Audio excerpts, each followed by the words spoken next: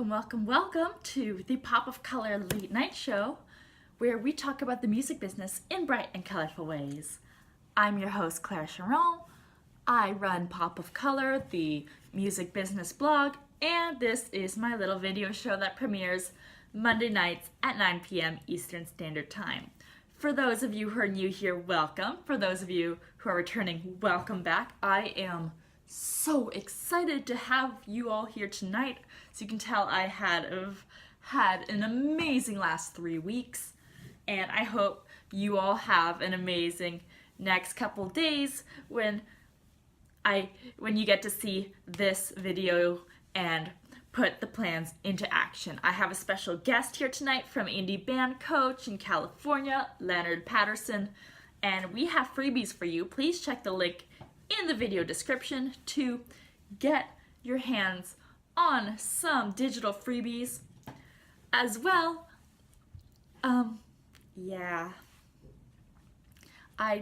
Today, for example, was just such a wonderful day. So I started my morning off so well. I was up early. I got to see the beautiful sunrise. I started reading. I went to the library the other day, and look what I found in the Ottawa Library. It's mine right now for the next 2 weeks and a couple days. This one, and I also got Seth Godin's Purple Cow. As you can see, they only have the French version available, so wish me luck. So yes, so I read with the beautiful sunrise, got some work done. I went downtown. I got a very important contract signed, which I will tell you about at some point soon. Then I went home. I had a nap, did some more work. Then I went on a date with a very nice boy. So that was a sweet afternoon. Then I came home and I'm getting the show together. So as you can see, I'm hyper, I'm through the roof, I'm walking on air. But quickly, let's do the news of the week before I go over to our special guest, my interview back and forth about booking your next club gig with Leonard Patterson. So let's do Spotify. As is the huge news of this past week, Spotify is now allowing musicians to directly upload their songs to the streaming platform without needing to go through any of the gatekeepers that would have normally done this, such as Ditto Music, CD Baby, TuneCore, DistroKid, and so on. Instead, you would go straight to Spotify. This is, of course, a very big move. I have the full article in the description, but I'm really interested to see where they go with this. Because yes, on one hand, lots of the service providers who put an artist's music on Spotify are expanding what they do and differentiating themselves to also collect royalties or work with sync licensing or offer feedback on music. So there's that. But on the other hand, what's it going to do if there's a free-for-all when it comes to the upload system? What's going to separate Spotify from SoundCloud or YouTube or any other user-uploaded sites when it comes to the bar of quality? I mean, anyone can upload a bedroom demo to SoundCloud. Should you be able to do this on Spotify? Is Spotify going to have a threshold of quality? We'll see. I'm really, really interested to watch this and see how it pans out, so I will keep reporting back to you on that. The second really big piece of news was actually broken in my province, Ontario, by reporters from the Toronto Star and CBC News about Ticketmaster. So, for those of you who are not aware, Ticketmaster is the company that you must go through to purchase tickets. So, if you want it for large events, so I'm not talking about the club show where you pay $6 at the door, I'm talking about stadium, touring superstars, or big sports games, and so on. So what you do is the event, you would have to go through Ticketmaster to get a ticket, whether it be buying it when it first comes out, when the tickets are first released, say at midnight, or by reselling it. You can resell your ticket there, or you can buy a resale ticket there. So the business model is it's a secure payment system. You will get a ticket. There's guarantee that there is a ticket there, as opposed to selling it, on Craigslist or Kijiji. And Ticketmaster makes money by collecting commission off the sale. So that's basically it. So as with many online ticket sale platforms, they've been experiencing scalpers over the last couple of years. These are people who will, so in the olden days, they would get there at the stroke of midnight and try to buy out as many tickets as they could to then resell at a higher price, as high as people are willing to pay. Nowadays, you can program bots to do this simultaneously. So whether it be buying 100 tickets at once, or when these ticket sale websites got smart about this, limiting it to one person cannot purchase more than six tickets, 8 tickets, 10 tickets at a time. So the scalpers, being one step ahead, built bots that they could launch simultaneously, 10 bots to launch simultaneously, each purchase the maximum of tickets, go out, 10 bots, purchase 8 tickets, bam, 80 tickets gone, resell them at double the value because of actual human fans who want to go see the show. Don't forget, these scalpers aren't necessarily fans. They're not going to occupy the seats. They don't probably even live in the city. They're probably in a basement somewhere trying to make a quick buck off desperate music fans who want to see their idol live in concert.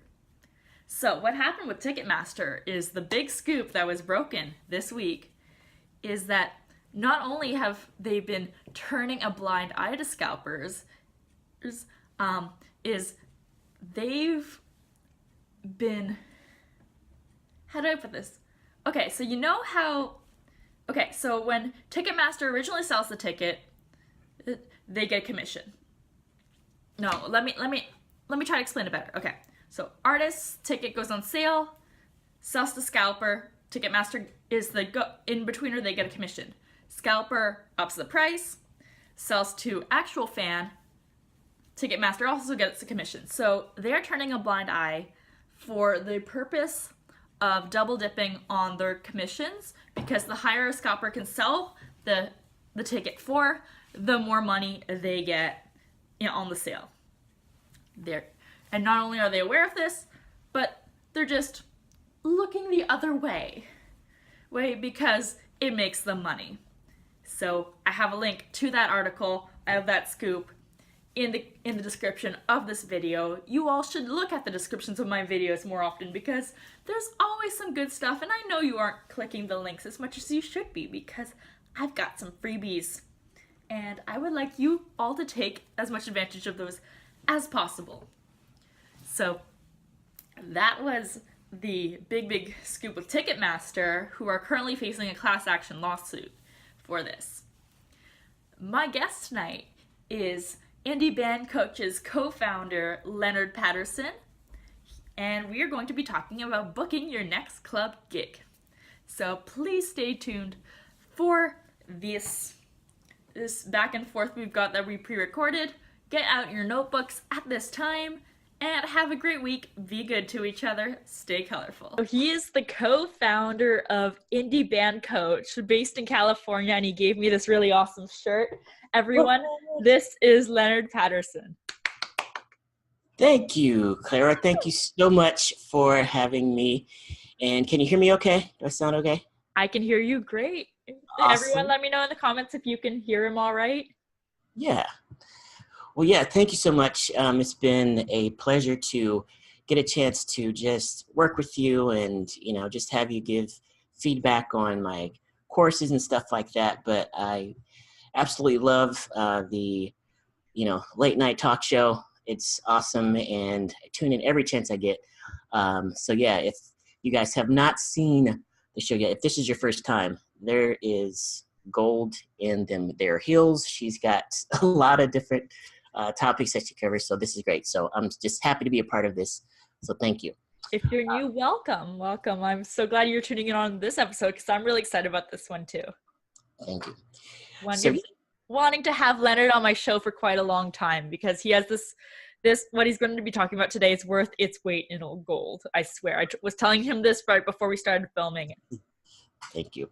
So yeah, this topic is near and dear to my heart, and yeah, the thing we're really going to be kind of diving into, from just my experience and my perspective today is, booking your next club gig, and booking better gigs, and actually looking at opportunities and methods of how you can build relationships in that process. So I had a chance to be a booking agent for many years, and as a part of not only a booking agent for other bands, but also being the booking agent for the band that I was in for 12 years. And yeah, it was stressful, but it was fun. And at the end of the day, there was a lot of relationships that were built and stuff like that. And so yeah, I've just had a chance to put some thoughts down, and had a chance to share them in another group, and Clara was kind enough to invite me on, so I thought we would just share these tonight, and hopefully it'll help you book some gigs. And yeah, we'll go from there. And let me know if you have any questions, if you have anything that you want to chime in on, and we'll go from there. Awesome.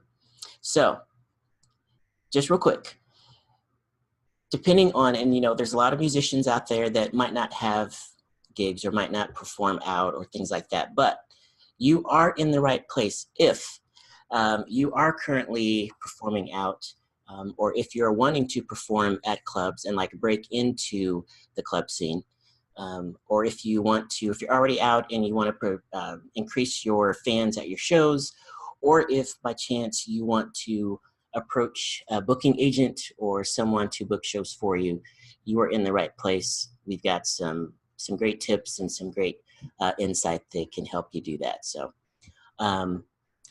yeah, venues and nightclubs, one of the things that is just evident, and it doesn't matter where you are, is venues and nightclubs, management and all that stuff, they change ownership and they change hands really frequently. So one of the most important skills that, if you take nothing else from this, one of the most important skills that you can develop as an artist and someone that is wanting to perform out and get new clubs or get clubs is that whole relationship building process. I can't tell you how many times we had this long-standing relationship with this club, and then for whatever reason, if they get bought out or someone sells or whatever, you've got a whole new team of people in there. You've got a new person that is actually making the decisions, and now you've got to develop all of those relationships again. And some of them will care what your past performances were, some of them won't, but developing those relationships. Want to do a makeover of the club? Exactly. Yeah. And it's like, oh, we're going to go a different direction. What can you do for me? So yeah, that's a really important skill that you'll have, and that's okay, because it's all about people. That's what it is. Leonard, how would you recommend keeping up with who owns the club? Do you have a technique for that? Do you have any tips? Would you recommend making friends with the servers with a server there or something, just so that it can tip you off? Yeah, that is enough. That is actually one of the things that I really encourage bands to do, and that is not just to find out who was writing the checks, obviously, and make sure that you are there with the person doing that and the person that's booking, but also definitely to get to know the staff, because they're not just staff. Like when you're there that night, you are all on the same team.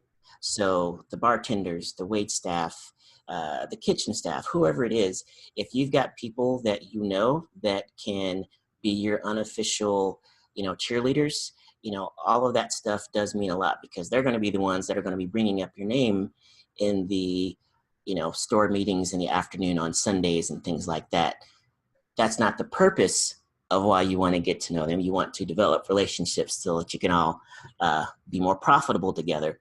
But one of the benefits of that are those unofficial cheerleaders, I like to call them. So, Um, so yeah, the whole goal of, what we want to do is, our typical layout is we have a relationship where we're sending out all of these emails, and let's just say that, you're just starting off as a band and you don't know where to play and you don't have a lot of promotion, or you don't have a lot of, uh, Clout. video experience at clout. Exactly. And so you might spend a lot of time making several calls, sending emails, knocking on the doors, actually going to visit the club is a great thing. And maybe even Facebook message if you see that they're active on Facebook. But you might be doing all of these things and get it to a point where you're actually going to get a call back or you're trying to book a gig. But what we want to do is we want to find a way to focus on, as Clara mentioned, your clout, your media, your online presence, and all of those things, so that when people and owners and people that are scouting and looking for bands, you're going to be able to stand out, and you're going to be able to actually maybe start to get some callbacks that you didn't actually have to initiate. So that's the goal of all of this, is to have your home base ready, so that when people come, you look presentable. You're ready to go. It's like if you were to invite somebody over to your house, or to your apartment or something. Chances are, if you invited them over before they came over, you'd probably clean up a little bit. So same thing online. Think of that Social as media, our apartments. I wrote an article on this a couple weeks ago, and I awesome. will link it in the description of this video. Boom! I didn't even. Okay, that's awesome, because I have used that analogy in like Facebook ads before. I'm like, Yeah, that's where I got it from. I stole it from you. Do you want credit? yes, that's okay. Moving on. That's awesome. So here's the thing: whoever makes the call is the one that has the need. So if you're the one that is calling the venues, you're the one that has the need. So you need something from them, and they can choose whether or not to do it. However, if you're presenting yourself in such a way that you have a good following and you've got a good online presence, and basically you have your act together, if you're starting to get calls from venues, they're the ones that have the need. So you kind of have the upper hand in that In the transaction. negotiating, yeah. Exactly. So yeah, whoever makes the call has the need. So you want to put yourself in a position to start getting calls. So what we're going to do to kind of talk about that dynamic is we're going to cover just a few things. One is the first tough question that you need to ask yourself. The next is creating a game plan for your new fans once they do come to your social media apartment. And then we have a list of about 20 tips that you can do to scout your next gig or to book your next gig. And then fourth is, when to look for a booking agent. Okay. So yeah, we will cover this in sequential order. Clara, you got questions? Let me know. That's awesome. But the first tough question that you need to ask yourself is, would you hire you? So this whole thing is, just an exercise in reflection and, thinking about putting yourself in the position of the person that's Objectiveness. hiring. Yeah, My mom says I'm great. Yeah, but your mom isn't the venue owner. exactly.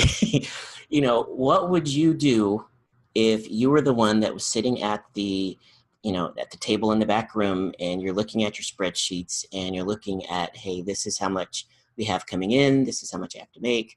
I've got to make decisions on the bands and the expenses that I'm making. Looking at it from that perspective, not how much time you've spent practicing, not how much you love playing music, not how much you know, how many cool designs you've got on your shirts or whatever it is, not from that perspective, but from the perspective of the venue owner. So The venue owners there is hiring bands to make money, not to be a patron of the arts. exactly. He can be a music fan for sure. He or she can be a music fan for sure, but their main purpose is to keep the bar afloat, because venues, restaurants, food services, bars are notorious for going out of business within the first 2 years of opening. That's why they change hands so often, as you Exactly. go on the first point.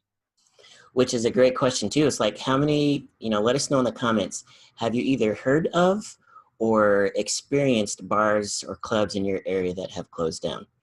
Just being in a couple of Facebook Food groups that I've service. been. Yeah, exactly. Yeah, just being in a couple of groups that I've been in recently. I'm originally from Indiana, and there have been 2 or 3 clubs that have closed down literally within the past few months. And then I've seen people from other states and other countries that have talked about the same thing. So it is something that happens quite a bit. So yeah, if your main job is to keep, the club open, you're still the manager right now. If your main job is to keep the club open, keep the staff happy, and keep customers coming back, looking at it from that perspective, just think, would you hire your band? Okay. So we do have some good news in this. The clubs, the promoters, and the agents, as Clara mentioned, they're really only remotely interested in you. They're not really interested in you per se. It's more about what you can do for the bottom line. But we do have some good news. I did want to share some good news with you, and that is your fans and your fan base are their patrons. Your fans are their patrons. So if you take care of your fans, if you focus on your fan base and having them rally around whatever it is you do, whether it's original music, cover songs, whatever it is, if you are getting them rallied around what you're doing and they will go places with you, your fans now become their business. So then they love you for bringing the fans. Exactly. And that's, I've heard, and there's a couple of different trains of thought out there. I've heard different bands look at it different ways. I've basically staked my pole in the side of we have to bring, as bands, we need to bring in the following. I have seen Facebook fights between bands that are like, my job as a band is to entertain the people that are already there. Okay, that's fine. That's your opinion. That's great. There's no reason to, cause tension. I believe otherwise. I believe the artists were like, this sucks. The venue didn't even promote my show. Did you promote your own show? No, that's the venue's job. Right. I believe that those bands are not going to get very far when it comes to the club circuit and playing bigger than that. Exactly. Yeah, 100%. So yeah, and again, however you want to approach it, that's fine. But just know that the rest of this presentation will be focused on the fact that you are going to be focusing on your fans and that you are of the mindset that, you know what, yes, I do need to develop my following. And yes, I am, sharing the responsibility in getting, people into the club. So that brings us then to point number 2. If the fans are their patrons, then the more we focus on our fans, the more benefit we'll be able to bring to the clubs. So let's focus on just a couple of concepts of actually building a game plan to get new fans. And, typically you hear this, something in the context of like a win-win scenario. And, I've kind of taken the opportunity to look at it and say, a win-win scenario in this particular situation isn't really good enough. What we really need is a win-win-win. Need a win-win-win no matter what. Anyway, so it's not just you and the venue, as we've mentioned before. It is you, the venue, and your fans. So we need a win for all of those people, all of those entities involved. And here's what that looks like. So just think about this. Again, we're just changing mindsets or just giving stuff some framework to be able to look at this. So when it comes to the band, you want you and your band to have a great experience, not only booking the gig, but playing the show and actually getting paid with no hassle. That is, if we have any bands out there that are frustrated with clubs, it's probably going to start with either the lack of promotion or the lack of being able to get paid or some change in contract, whatever it is. But then the venue, again, you own this venue, remember? But the venue wants to get people in the door, make a profit above and beyond what your agreed upon fee was for that evening. And, different bars are going to have different numbers. I'd loved when we were first starting off as a band to have, this great smaller club to where, if we were able to bring 25 people, the dance floor in the club looked really full.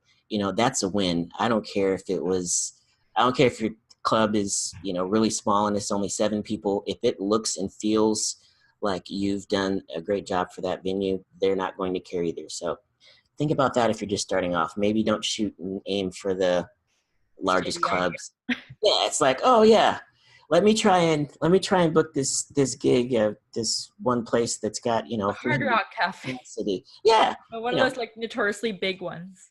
Right. Yeah.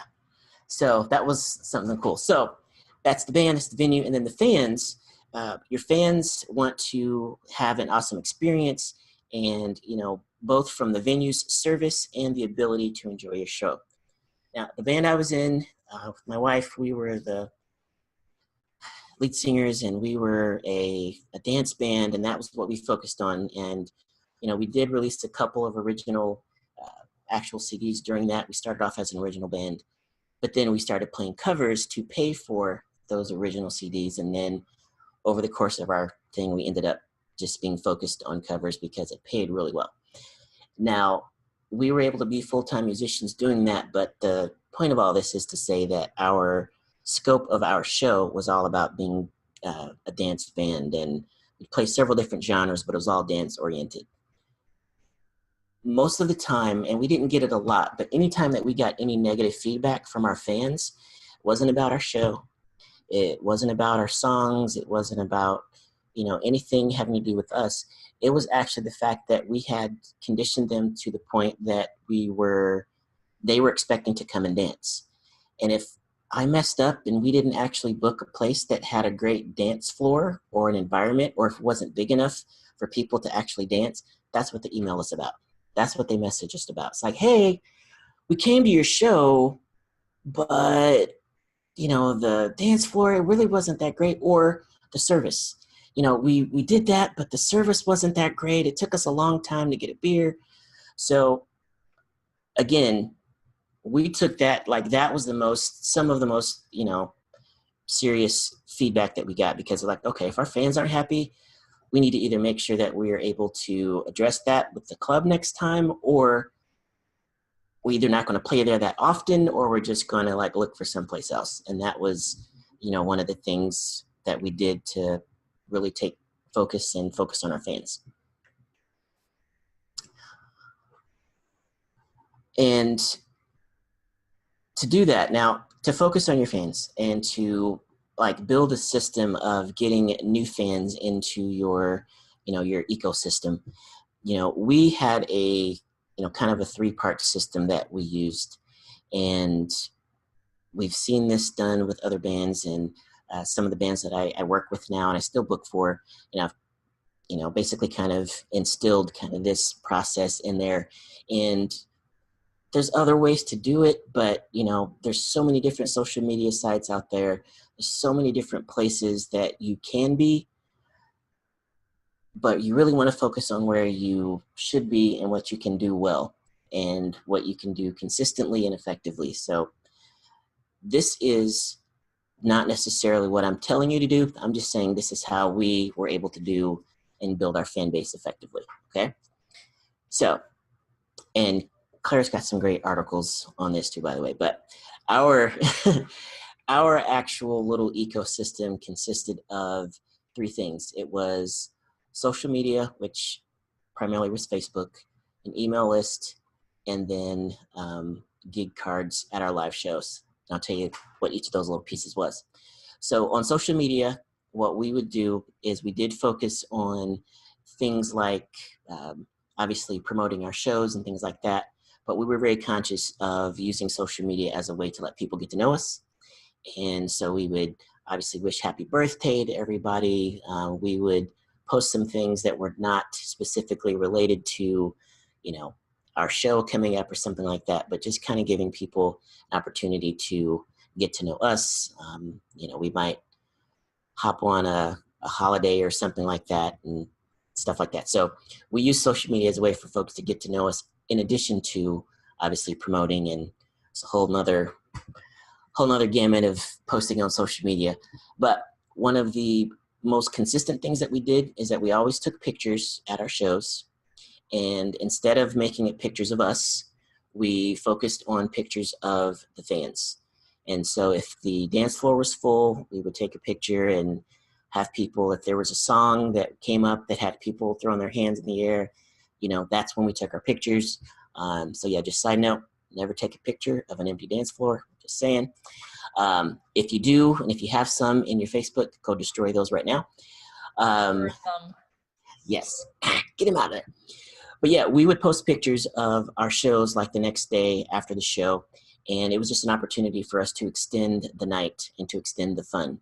And what would happen was people would actually go onto Facebook the next day and find that, this band had tagged them, or that they had seen their actual event or something like that, on Facebook the next day. And they would start tagging friends like, look, this is what we're doing.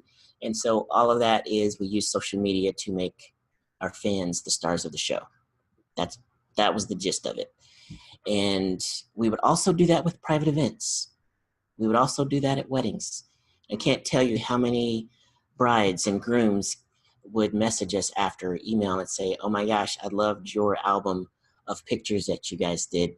Because typically, if you're doing a wedding, the photographers are leaving, an hour into the dance set. And that's pre-liquid. After the first dance, after the dance with the dad and the dance with the mom, off they go. Right. And, hats off to the photographers. They are there the whole time. They're there for the ceremony. They're there for the pictures before the reception, the cake. But, by the time the night falls, they've been on their feet for a while. They should go. I've got two things I want to throw in there. First of all is a plug for Indie Band Coach. If you're looking for things to post on social media, which isn't just come to my show, every month they send out a schedule of ideas for things to post with wacky holidays from around the world, International Day of this or that, and tons of other ideas of hashtags beyond Throwback Thursday and Motivation Monday. So do check that out. Awesome. Yes. The second thing I wanted to throw in there really quickly. Oh my gosh, I forgot where I was going with this, but it was with the bands. Yes, taking pictures with the fans. What are your thoughts on that? If you're going to go to the venue, would you be able to set up an area to be like the perfect selfie or photo booth to encourage people to take pictures at the venue? Yes, definitely. You know what I'm talking about? Like having, if there's a wall of the venue, any way you can do it with your banner and balloons or sparkles or anything that fits your band's brand. A disco ball. Yeah, honestly, encourage them to take pictures. If they're out for a girls' night at the club, they're going to take selfies anyway. Might as well get your logo in the back. Exactly. Yeah, we for that specific scenario, we had a couple of themed parties that we did. Like I'm dating myself. This is a long time ago. Ooh, this is 10 years ago. Listen to this. Okay, on August 8th, 2008. We had a lot of 80s songs in our set list, but we didn't have like 3 hours worth of 80 songs. So on August 8th, 2008, we had an 80% 80s party. It was just anyway. On August 8th, 2008, I was celebrating the opening ceremony of the Beijing Olympics while in Beijing. We were watching the ceremony. Yes. That's awesome. So yes, throwback to 10 years ago. Right? Yeah.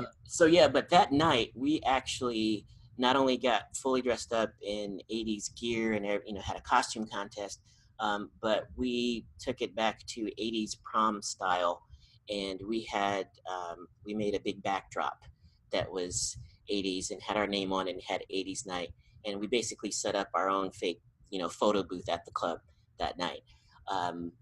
Now, we haven't done it, and we did not do this like on a regular basis, but there were many times where we would have our banner on stage and people would come up on stage after the show and take pictures with us, and the banner would be in the back.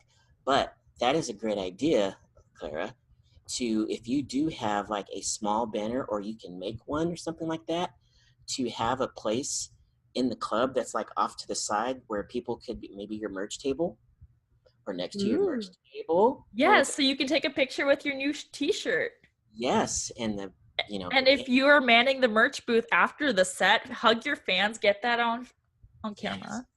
Yes. We need to be guests on each other's stuff more often. Seriously, yeah, don't mind us. We're just brainstorming. Viewers, you are witnessing inspiration happen. You'd better be taking notes. Yes. This just literally happened. Okay. I don't even remember what I was talking about now. Okay, no, I do. Okay, sorry. So we're talking about, no, that's great. So we were talking about 3 different things that we did to kind of have our little get new fans plan, so to speak. Now, the first one was social media, and that's kind of one of the main things that we did, was we took pictures and posted them after the show, things like that.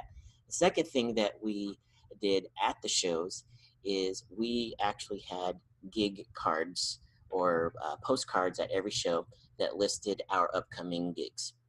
And I would go to FedEx Kinko's, and we would make basically little four up little postcards, and I would just put our logo at the top and like our next 10 shows, or if we didn't have that many coming up, shows for the next few months, whatever it was. But that way you don't have to be tempted to, basically have improper etiquette on the mic, which is trying to promote your next show on the mic, which obviously I'm sure none of you have ever done. Please don't do that if you have. But that way you can just say, hey, come up and, say hi after the show, come up and see where we're playing.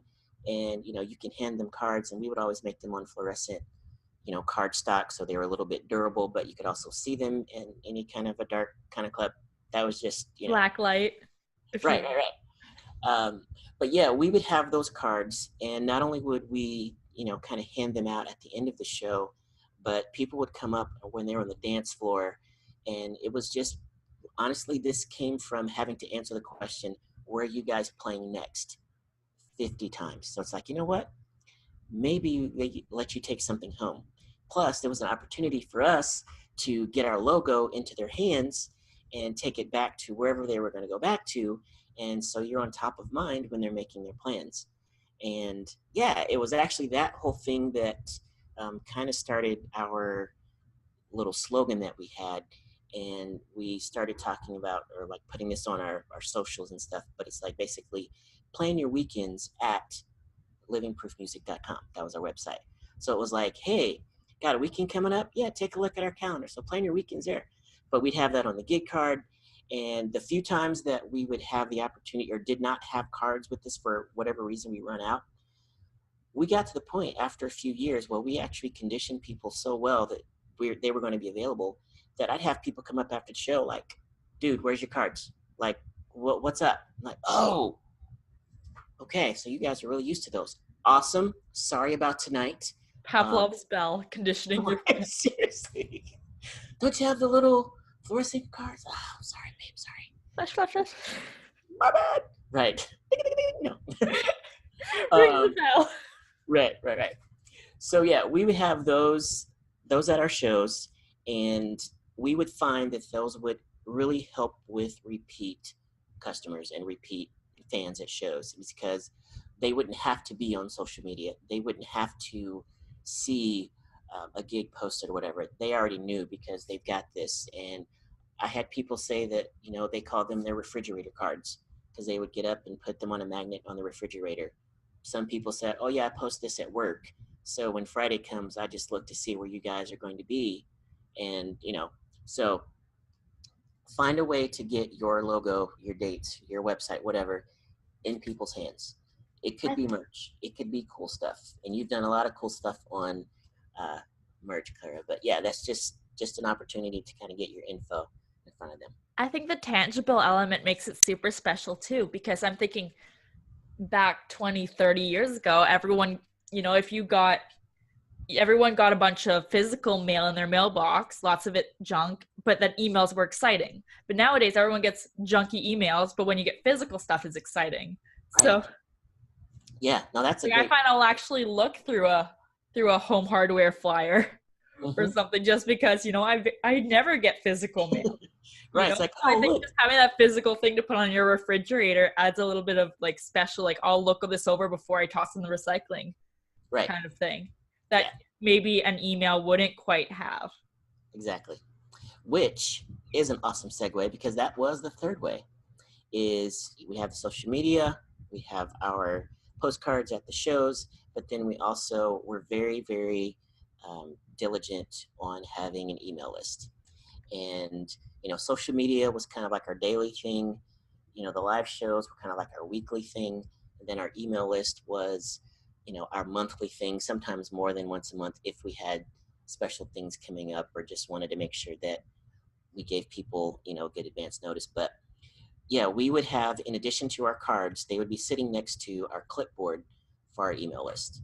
And those were things that were just on the front of stage, or if we had an opportunity to have a merch table, that's where those things would be. And, we did, collect, I think we ended up, and we were a band and the band is actually still going on. We're just not in it because we moved across country. But we were in the band for 11 years, and I think we ended up with close to 2,300, 2,400 people on our email list. So we had the opportunity, and this is why email lists can be so important, is if we had a big club that we booked, and let's say we normally drew 40, 50 people, maybe 60 people would come out on any given night. But let's say we got a really big event or a really big club, and let's say they had a larger capacity or whatever, we would be able to then say, you know what, we're going to quote unquote push the button. And basically that meant we're going to push and promote, boom, our email list and say, hey guys, we really want you guys to come out. We really love to see you.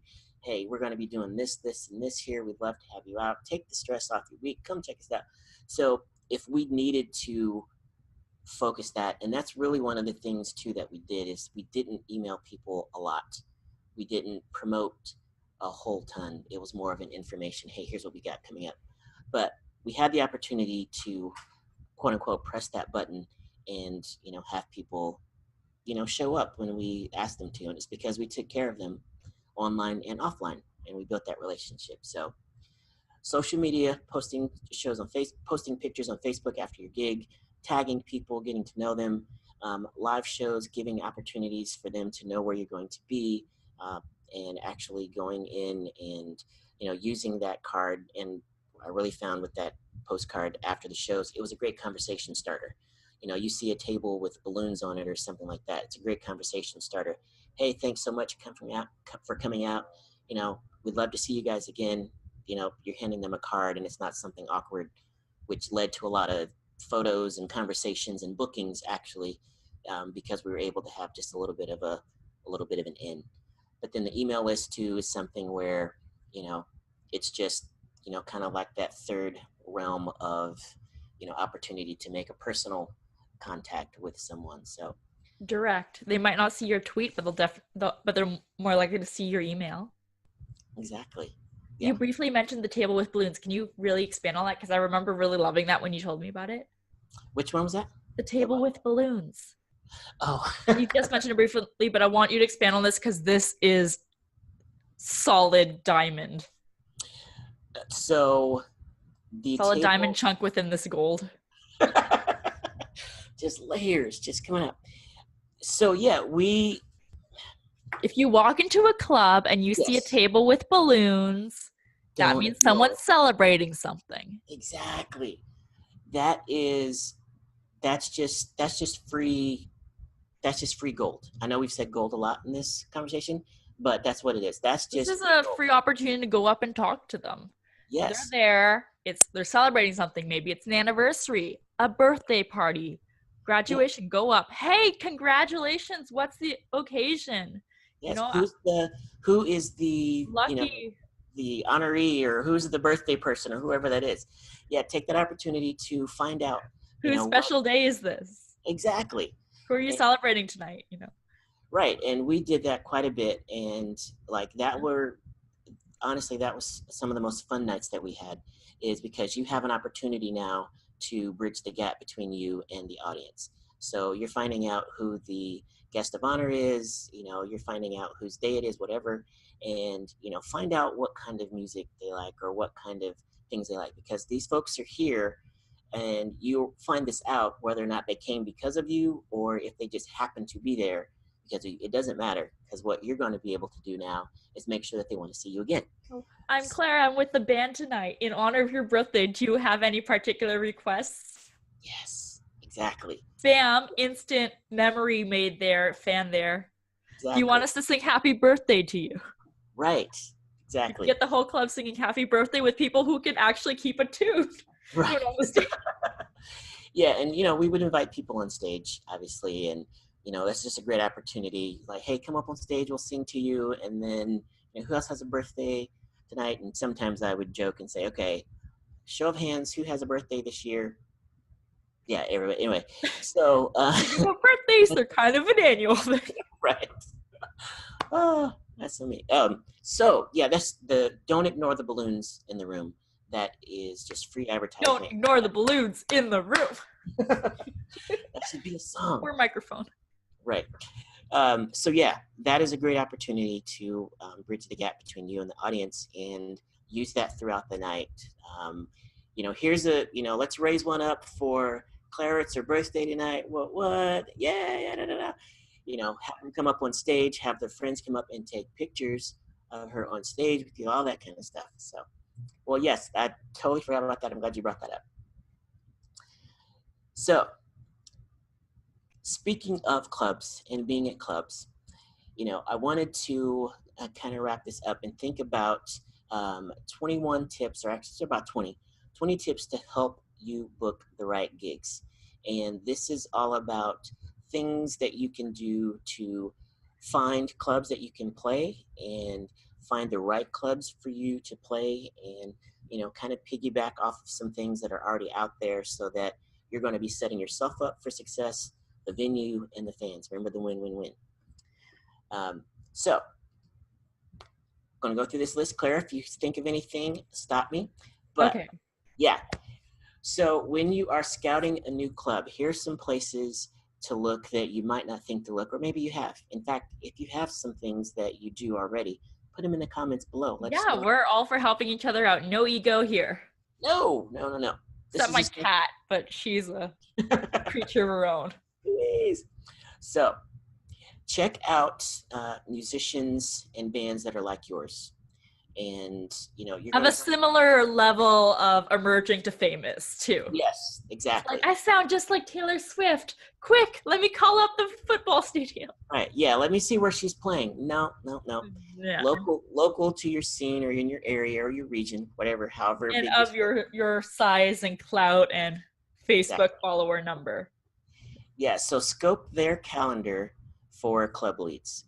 And even as a booking agent, I had probably 4 or 5 different bands that I was responsible for their calendars on any given day, and I would try to see who other bands that were similar to them in their similar kind of position, seeing where they were playing. If there was places out of town or whatever, I would scope them out. Then I would go to that club's website and I would check out that website and see who else is on there. Exactly, what are they doing? So yeah, check out, scope out their calendar and their clubs that they're playing. Ask your friends and your fans places that they like to see live music, not necessarily where they want to see you go, or not necessarily like trying to get them to tell you, but like where are you already going? Like what places do you like to watch live music? Because they could have some opportunities, some different things that are out there that you weren't aware of. But if we're talking about taking care of our fans, if they're already going to these places, then hey, you've got a little bit less work to do. Like this new coffee shop just opened up in our neighborhood, and they make the best cupcakes, da-di-da-di-da. Right. It's like, oh, that wasn't on my radar. Maybe I'll do an acoustic set at the cupcake shop. Exactly. That's awesome. And so, yeah, when you do get to the club, a few things, they might be a little bit difficult to find, but try and find the submission policy if they have one. If there's not one on the website, scope out their Facebook page. Sometimes it might be buried in the About section of the Facebook page. Some clubs don't even have websites anymore. But Ask an artist who played there recently. Yes. If you're friends on Facebook, ask who did you speak to about booking? I'm interested in playing that venue. Yes, definitely. Just see if they can give you it's John Smith. Mm-hmm. And this is the email. It's hard to find on the website, so I do that. Yeah. Or, most artists are happy to help out their local scene if they're not complete jerks. Right, exactly. And here's the thing, there is enough insert something you value to go around. Love. Yes. Whatever it is, there's enough to go around. No support for the music scene. Exactly. Desire to make your music scene awesome. Exactly. Because if you train people, if you condition folks in your area that live music is cool and going out and seeing bands is awesome, even when you're not playing, that's okay, because they're going to be more prone to come out when you are playing and come to see your shows. It's all good. And if you're not playing, go out and see other bands. Learn stuff. Take notes. Yes, don't do stuff for the scene before you ask the scene to do stuff for you. Boom. Yes, exactly. Leonard, what are your thoughts on radius clauses with clubs? For those of you who don't know what a radius clause is, real quick, this is when you book with a venue and they tell you, okay, if you book with us, you can't play anywhere within this, say, within 1 hour's driving distance for 2 weeks before the show or 2 weeks after. Lots of major festivals would do this. So, So, for example, for Blues Fest here in town, most artists, I believe it's 30 days on either side. You can't book a show then or else your fans would be like, well, why would I spend all this money on the ticket to the festival when I could just see you at the club for $6? Right. Exactly. A festival could probably command that kind of clout. What are your thoughts on if a club asks for that in exchange? Maybe just it really weekend before the weekend after, don't play a club in the same town or on the same strip. Yeah, and all places are different. The way that kind of worked in our area, we did have quite a few clubs within just our city, and my city at that time that I was doing all of that booking was Indianapolis, Indiana, and we had quite a few clubs within a close proximity of each other. In fact, we had 2 popular clubs that were literally right across the street from each other. And the agency that I was working for, we would get in trouble sometimes. It wasn't on purpose, but sometimes we randomly have one of our bands at one place and the another band across the street. But I feel like if the club is something that can help you basically win, win points with your fans. If it's a place that has value to you and your fans, then wholeheartedly, do the best that you can to abide by, that rule, unless of course there's something that's already booked. There have been times where it's been like, hey, you know what? Get off your high horse. You're the local Mexican place. You're not, you're not a casino. You don't have to think so highly of yourself.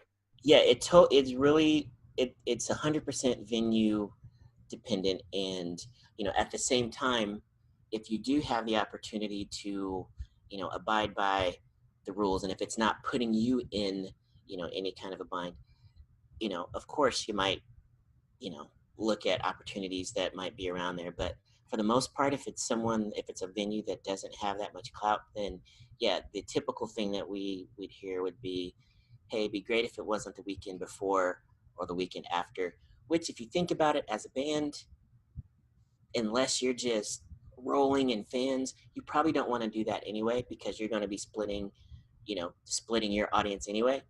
So their clause is kind of like a benefit to you, unless again you're just like, we could totally pack it out, both nights. But yeah, I feel radius clauses are in general a decent thing for everyone involved, and you're not making your fans choose too much. So, but yes, great question. All And right, next tip. yeah, so speaking of clubs still, so yeah, we're going to check for the submission policy, but also you're going to confirm if they book in-house or with a booking agent. Good point. Yeah, and then you're also going to be looking at their calendar and looking at the calendar for a variety of reasons. One is it actually current? Are they keeping it up themselves? And then two, if they are, you're looking for the bands that are on there. So you're looking for, are the bands similar to yours?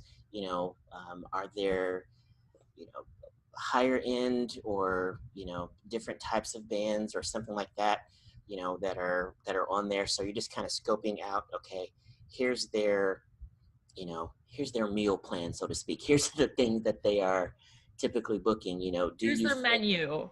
You're at yeah. if this is an Italian restaurant, you're gonna show up with chicken wings, maybe not. Right. But, and then kind of taking it another degree of, you know, booking, so to speak, is that you're also going to look at those bands. And if you do find bands that are similar to yours on there that maybe you haven't heard of, now you've got another band's calendar to look at to scope out even other clubs. Yes. Go all Sherlock Holmes. Mm-hmm. Instead of Facebook stalking your ex, Facebook stalk other bands. Be useful and go Facebook stalk other bands to book yourself shows. Exactly. Come on. Be productive. Yeah, and honestly, it seems like it might be a little underhanded, but it's not. I mean, you're just finding out information. It's all public information, and you're not going to try and undercut other bands or anything like that. You're just looking for different opportunities that you're getting inspired by them, honestly. Exactly. So yeah, review the variety of bands that are typically booked there, and then also for the clubs, stalk their social media pages. So the calendar is one thing. It might be on their website, might be, listed on their Facebook page or something, but you want to check to see if they do promote the bands and how often. And, that might not be, a specific, I am going to play there or I'm not, but you're just going to be able to judge how much work you're going to have ahead of you. So if you know that they're there and it's like, man, they promote their shows and they're giving specials and they're, taking flyers and they're posting things like that, you're going to know that you've got a great partner in that venue.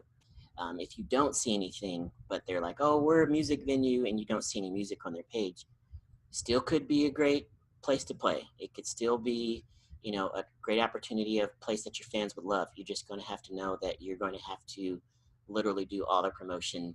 And for those of you out there that are like, oh, they just need to bring the people and I'm going to entertain them. Yeah. If you take a look at their socials, it will tell the story, just like people looking at your social pages are going to tell your story as well. Yeah, look at reviews and comments from customers at the club. And that's literally just to see, hey, how many times have they failed health inspection? Right. Do you want to put your fans in that situation? You might not want to do that. But yeah, scope out. Has the owner currently made the news for rude remarks to his female staff? Right. Just see what's going on with that venue right now, what locals are saying. Yeah, just like we recently had an issue with a bar in the market where the owner got put on blast for sexist and sexually harassing his waitresses.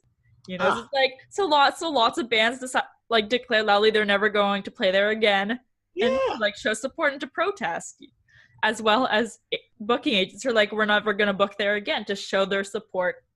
Yeah, and that's another thing too, is that we talked about these clubs closing down and things like that.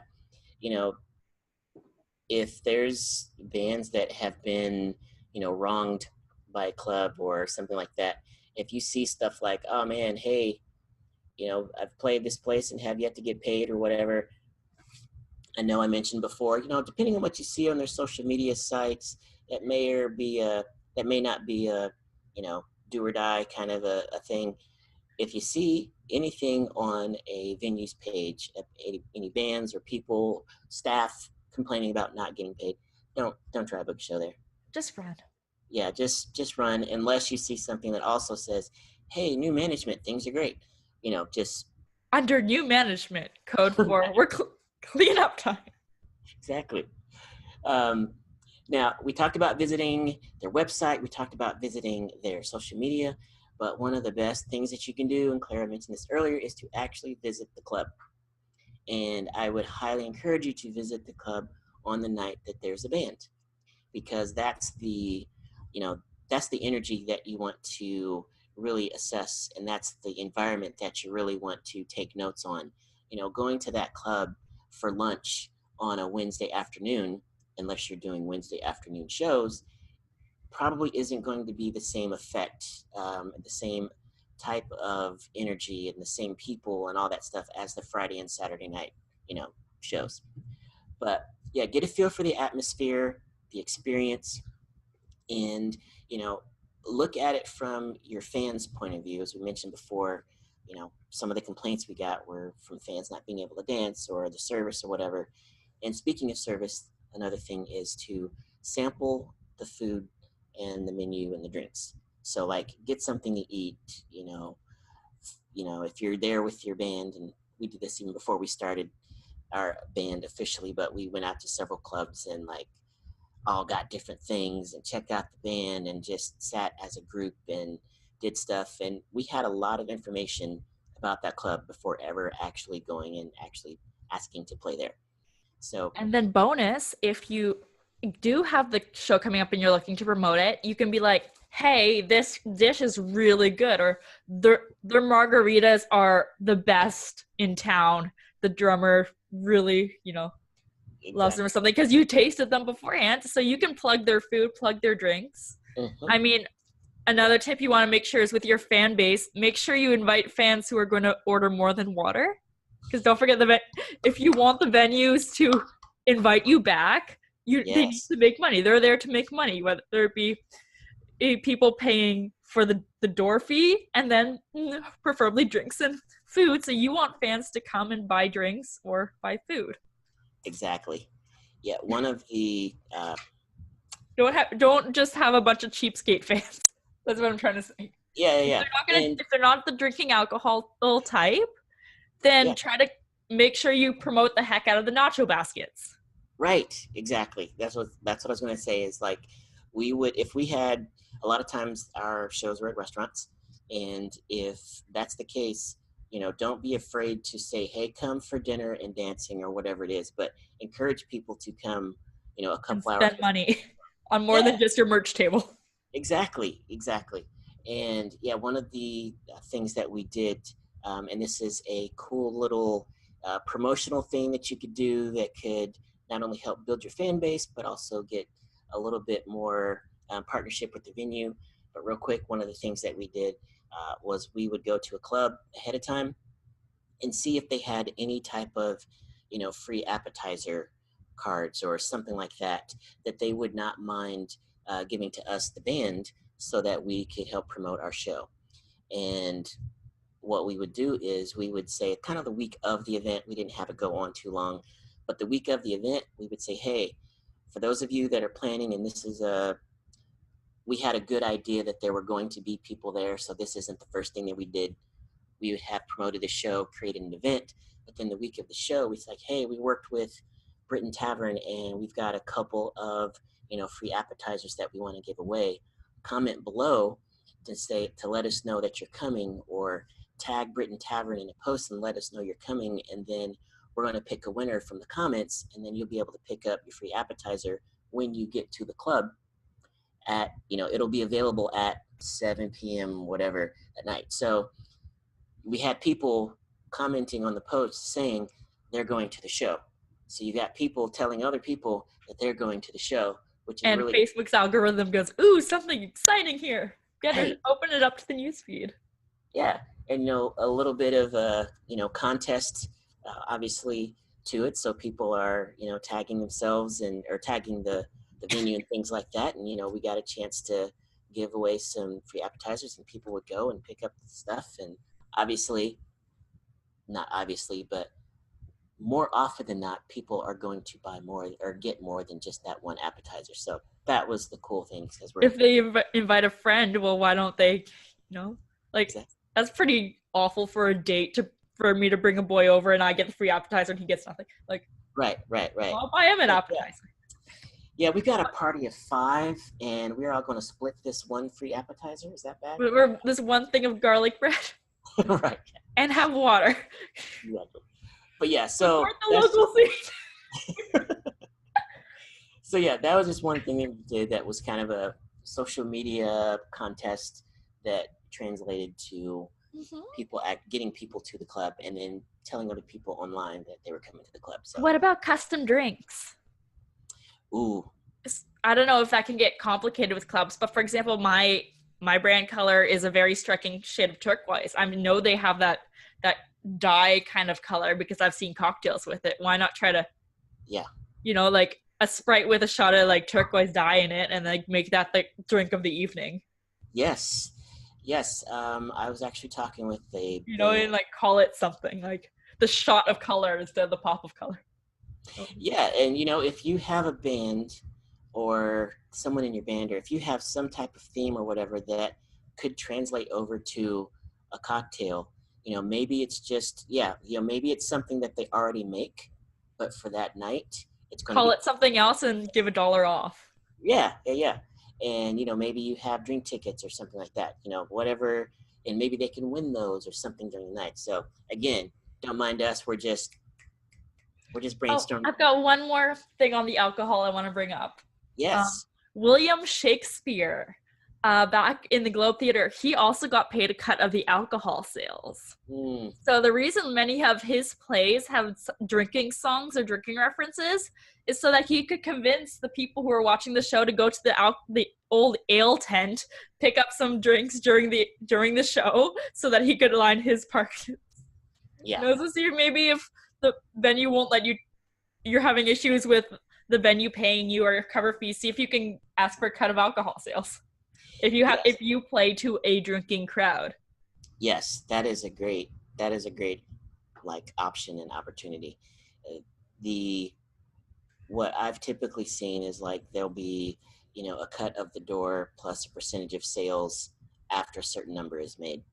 And yeah, that's, if you've got a drinking crowd, a nice rowdy, college age drinking crowd or whatever, something like that. Yeah, I mean, there's opportunities there for you to work things into where, the venue and you both win lose or win. Yeah, you win together. So there's opportunities there. And yeah, a lot of time, obviously musicians, we want that flat fee. It's just what we're going to get. That's nice to know, a guarantee that it's worth our time. Yes. Right. But yeah, there's opportunities there to build that in. And plus, yeah, if you can not only build that in, plus have like a cool named cocktail for that night or whatever, that's just, dare I say it, gold. Okay. Now, so we got a few more things. I know we're running a little bit long here, but a few more things I want. Worth it. I'm having. You're on my show, and I will keep you here as long as I can. What? Okay. So, yeah. Also, when you are, just a couple more things about the club. When you're visiting the club, look and see who else is there. Is it a dancing crowd? See what kind of a crowd is there. Obviously, it might depend on the band, but you're just take all of that in, and then also talk to the bartenders and the wait staff, and obviously whoever's coming to your table is cool, but I mean, just find out like, hey, what bands do you guys like, or get that unofficial, well, this is what we like, or yeah, we really love so and so, or we love so and so.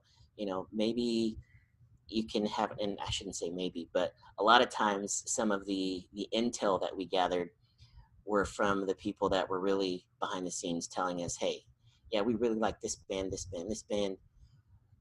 And sometimes they'd say, we don't like this band because it's like, oh, that one note of what they didn't like was almost as important as 5 of the things that they did like. It's like, okay, we need to make sure we don't do that. And yeah, one of the things that I heard about a couple of bands is like, oh my gosh, great band, but But their yeah, fans destroyed the place. yeah, but their fans destroyed the place. Or typically what we heard is, yeah, but they just drank water and sodas all night and, you know, didn't really do anything. So, um, but then lastly, look around and see if they display posters. Oh yeah. We play a variety of places. Some of them are restaurants, some of them are a little bit more, you know, high end, if you will, than others, and they might have, you know, like a case where you can put posters, and you know, they might have some in the stalls in the bathroom or just on the walls. But you're just, In the again, entrance. yeah, the entrance when you come in, and again, it's literally just assessing the whole scope of, am I going to, you know, if they don't post on social media and they don't have posters in their club, you know, what am what effort am I going to have to do? Or actually, the more work would be if they don't post on social media and they do have posters in their club, because you have to make sure your online game is on, and you also have to make sure that they get posters, because you're going to need to make those and get them there, because that might be what they're stuck in, thinking that this is our way that we promote bands, is that we have posters on the wall. Of course, that's only going to work if the people that are actually coming are already going to be there, but are already coming in. So yeah, see if there's posters on the wall. And one last thing about posters is, when you deliver posters, that is an opportunity for you to maybe go in during the day. If you have someone in your band, if it's not you, that can go in after lunch and before dinner, so not during your peak times, and deliver the posters and just ask for a manager. And you're just going to be able to deliver the posters and just strike up a conversation. Now, mind you, your show's already booked at this point, so it's a little bit off of what we're talking about here. But after you book the shows from listening to these tips, but after you book the shows, use those delivering the posters as an opportunity to continue to build relationships, as we talked about. So it doesn't have to be anything extensive. It doesn't have to be a sit-down meeting, but those were some of the best times that I got a chance to just have, you know, those inside conversations with club owners and managers. And if they weren't there, you know, hang around for 10 to 15 minutes and just talk to the wait staff and stuff like that. And it was great. But one of the reasons I say not to just drop it off and not ask for a manager or not say anything, because I have had opportunity, or have had things happen where I've dropped off posters, you know, 3 weeks in front of a show, and then had an upset bar manager call me and say, "Where are my posters?" And it turns out that the bar staff did not Know put them, what they are. didn't know what they are. And I went back and like, I delivered them 2 weeks ago, and they ended up under a pile of stuff. So take care of your posters, but also use it to build relationships. Speaking of building relationships, really quickly, one last idea Yeah. I had before this exact moment is, like, you when you said at the beginning about venues changing ownerships and stuff. If this is a somewhere you've played before and then they change owners, what I would do is I would write them a kind of a welcome card or something. I don't know. Oh, yeah. Because this not asking for a gig, but just like so happy you now own number 70 Elgin Street or whatever. Or, you Yeah. know, this has been one of my favorite venues to play. We welcome you to the town. Nice. Yeah. Town. Hope to. I'll come. I can't wait to come over and see how you decorate it. You know, and just like, Yeah. don't even ask for a gig, but like, signed Clara Yeah. from this band, this local band. I love that. Yes. And even to help further, you know, solidify your relationships too, is like, you know, we would send Christmas cards or holiday cards or whatever it was to venues sometimes. Say, hey, thanks, we've had a great year. We really enjoyed, you know, playing here. And we'd have everybody, like, we'd be in practice. And Happy New Year. yeah, have everybody in the band sign it and things like that. So again, people love getting stuff in the mail or whatever. So that was a great little way to do it. But yeah, I love that, you know, welcome to the neighborhood kind of vibe. That's awesome. If you host your CD party at it, sign a copy of your CD for the club owner. Like, Yes. Thank you so much for letting us host our CD release party here. We'll never forget this amazing experience, you know. And boom, see, you guys thought we were done. We're not. So another thing that you could do as well is if you have merch and if you have the opportunity and the ability to have some extra gear, nothing made me happier. I shouldn't say that. One of the things that made me really happy was to be able to offer either for a discount or for free, but give merch to the club. Give your shirt with your logo on it to the Got 3 wait. bartenders tonight, as well as the owner. Would you each like a t-shirt to wear during your shift and afterwards? Yes. It was so cool going into this one place we used to play called the Moondog Tavern. It was so cool to go in there and have all the wait staff. And, you know, we had probably 3 or 4 different designs, but to have, and the name of our band was Living Proof, but to go in there and have the bartenders that are there, that I love Living Proof shirts on and our logos, it's like, it's so emotional. Anyway, it's a good thing. Can I keep this as like the thumbnail? So yeah, the next part Booking that agents. I want to talk about is being a booking agent myself. I got a lot of emails about, hey, book my band, and a lot of bands that I got that email from weren't ready for a booking agent. So Now, booking agents they work by taking a commission, right? correct, yes. And so I worked for a booking agency that had several agents, and we had some exclusive bands that we worked with. We had about 10 or 12 bands that were exclusive to our agency, which basically meant like we were the only ones that booked their shows, and we were responsible for keeping their calendar full or as full as they would like it.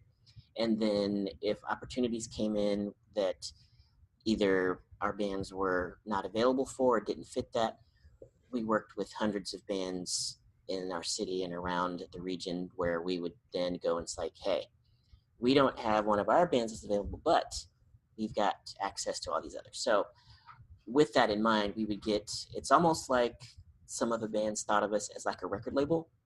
Like it was like, hey, I've got this need. The person that's emailing or calling has the need. But yeah, we would just get these emails, and I feel like it wasn't anyone's fault, but it was like, I didn't feel like bands understood what responsibility would come with me agreeing to take them on or me agreeing to do that. So that's why I wanted to point this part out, is to kind of know when you want to look for a booking agent so that you can be ready and that they will actually be able to book you better and more efficiently. So It's like a manager. It's like a manager. Exactly. I wrote my first song. I need a manager. Not the right time. Exactly. So one of the things that I believe and that I've experienced is that you absolutely want to have, a website, an electronic press kit, and your promotion in place. Um, the booking agent is not going to be able to sell you if you can't sell yourself. So if you don't have anything together that says, hey, here's my band, here's what we're capable of, here's our vibe, here's what we would be great for, then don't expect the booking agent or talent buyer to be able to mold something out of that to be able to get you a gig. As an agent, I'm not convincing the clients, or I'm not convincing people that are asking me for bands. I'm not going to convince them to hire someone. I'm basically a communicator of, hey, you've got these needs. Here are 2 or 3 options. And that's another thing to remember, is that very rarely is an agent going to pitch just one band. We are going to be giving options to our clients. So if a festival is contacting me for a slot, or if a club is contacting me because they had somebody cancel and they need a band for a date, I'm not going to just send them one. I'm going to send them at least 3, because here are these 3 bands. I want you guys to choose, because I want to give them options for whatever reason they might be looking for. So not only do you want to make sure that you're ready for that, but just know that you are probably going to be in the same email as 2 or 3 other bands. So make sure that your promo is in place. Make sure that someone's able to look and visually see evidence of what you've done. And if you don't have social proof, we'll talk about how to maybe word some emails or whatever if you don't have social proof. But have that in place. Another reason that you want to look for a booking agent is if you're checking out their submission policy at a club and you find out that they do use an agent exclusively. So don't try to go around the club. If they, now here's the caveat.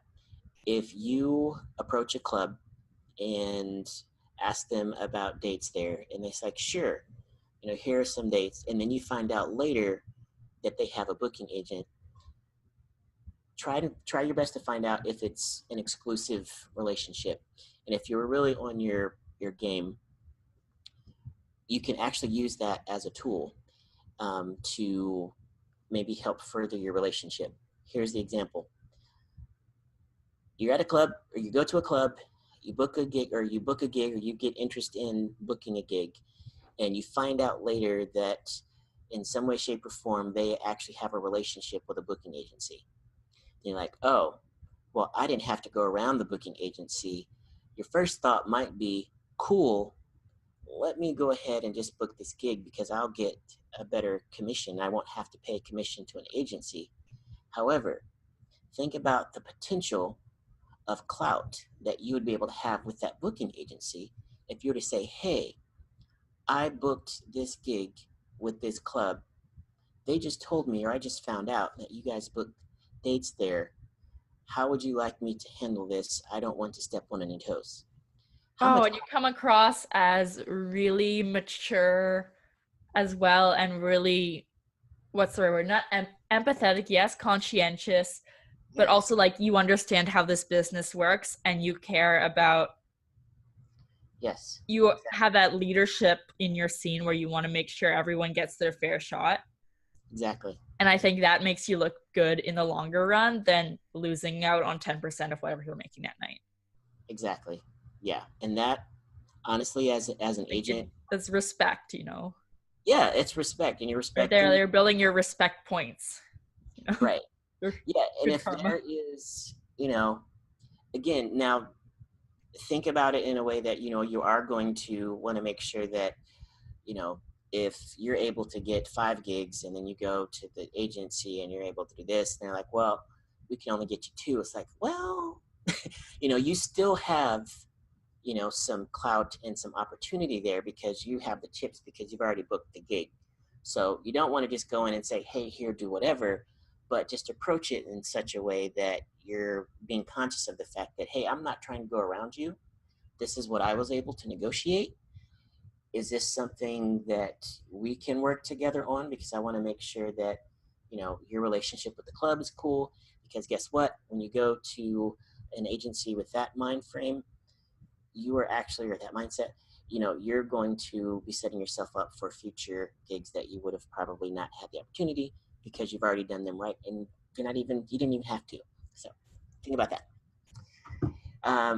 Another time that you want to look for a booking agent is obviously if an agent is, or if they're a contact for a festival, and also if you're just starting off as a band, that probably isn't the time that you want to look for a booking agent. You probably want to have some shows under your belt because you do want to be able to have your product, and you want to be able to have the agent see something that they can assess. And so you don't want to have them take your word for it and then try to convince them to have someone else take their word for it. You want to be able to show your product, and that is all about being. You're a venue owner. My new client says they can fill this venue. I don't have proof, but you got to trust me, and I trust them. Exactly. And the venue owner's like, yeah, I'm gonna go for the band that played 2 months ago that did fill the club. Yeah. No bueno. Don't even. So, and lastly, this is probably the other side of the spectrum. Let's say you're not new and you have been on the scene quite a while. I've actually had bands that have emailed me to help book them who were booked for the next 6 months, like didn't have any dates available, whether it was that they were really, really busy or for whatever, schedule wise, they only had so many dates available and all those dates were booked, it's probably not a good idea to approach a booking agent unless you've got open dates in the next 3 months that are available. And preferably, you want to have quite a few dates available because there's no telling who they're working with and all of that. So your open dates are their opportunities. So if you don't have open dates and they don't have an opportunity to book you, it's probably not a good time to go looking for a booking agent. Exactly. I mean, once again, the booking agent works on, hello, Louise, commission. So if so, basically, if you're asking them, yeah, have me as a Louise, get off my laptop keyboard. Have me as a client, but you're not going to make any money because you can do work, but you're not going to make any money because I have no availabilities for the days that you're going to get paid to bring in the money. Exactly. Like, what's the bloody point? Right. So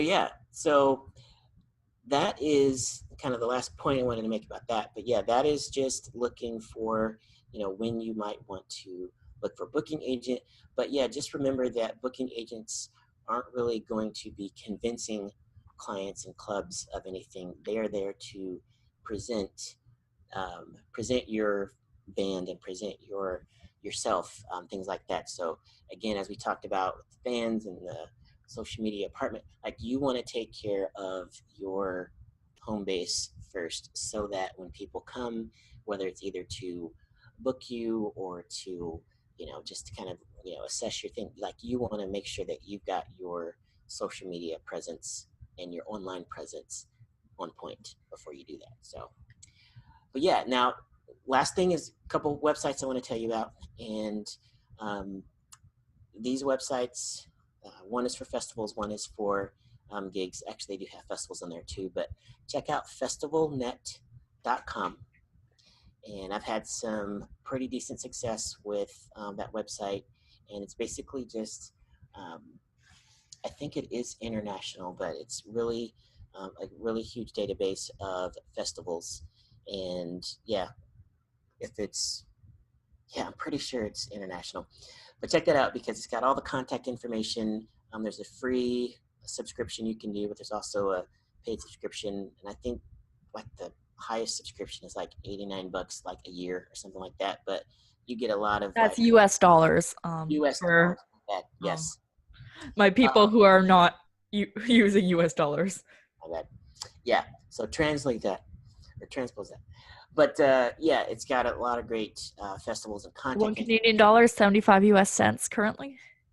Really? Okay. Good deal.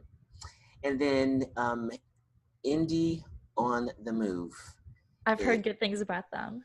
Yeah, they're a good site. And, I have not actually specifically booked anything with them, but I'm on their list, and they've published a couple of blog posts on there, but they do a great job, and it's a group of musicians that do this, but they do a great job of sending notifications of opportunities and things like that. I know a couple of people that have done some write-ups on that site and said that it's pretty good. But yeah, those are just a couple of things that I wanted to leave you with. But yeah, would you hire you? That's one question you want to ask. Get your new fan game plan in place, and then think about all the different ways that you can scout your clubs, and then just be ready to hire a booking agent before you actually approach one. I guess this whole thing could have been like 5 minutes, but it's like, anyway. but think of all the inspiration and all the actionable tips and actionable ideas they gathered along the way. No, I'm so happy you came here. We have these form letters and templates for emails that Leonard built. Yes. Tell a little bit about that for pitching, right? Yes, and it's just kind of like a little a few templates of just like ideas, and or what the subject line should be when you email the venue, and example subject lines to get that email open, which is really the only purpose of the subject line, is to get them to open the email. But then also a couple of different ways that you can structure your email. One is if you have social proof. So you've been around for a while. And what I mean by social proof is you have a decent following on your social media pages, and people can go there and see, not just the numbers, but can see people engaging and things like that. So that email is going to be a little bit different than if you don't have any social proof, whether you've been a band for a while and just haven't paid attention to social media, or you're just starting off. You still can structure emails to a way that's like, hey, I'm not going to promise something that, I can't deliver, but you can still, use it as a way to get in some doors. And after you do all of this scouting of clubs, maybe use a combination of like these templates and these email subject lines to, just kind of give you a little bit of head start that you can customize to your band. I'll put a link in the video description so you guys can reach out to us to get a download Awesome. set up automatically. Thank you so much for coming, Leonard. Thank you so much for being on my show. Oh my gosh, I'm honored. Thank you very much for having me, you guys. I know I've watched many of her shows here, and I see you guys commenting. You already know she's the real deal. But if you didn't know, I'm here to tell you. Oh, This one, yes. want to put a link to where you can buy this shirt. It says I run on 130 BPM. I got it from Leonard's online indie band coach online store. 130 BPM, of course, is pop music, 130 beats per minute. So this is my pop music nerd shirt. And so I absolutely love it. Just saying. Thank you so much. That's cool. I'm going to stop recording now.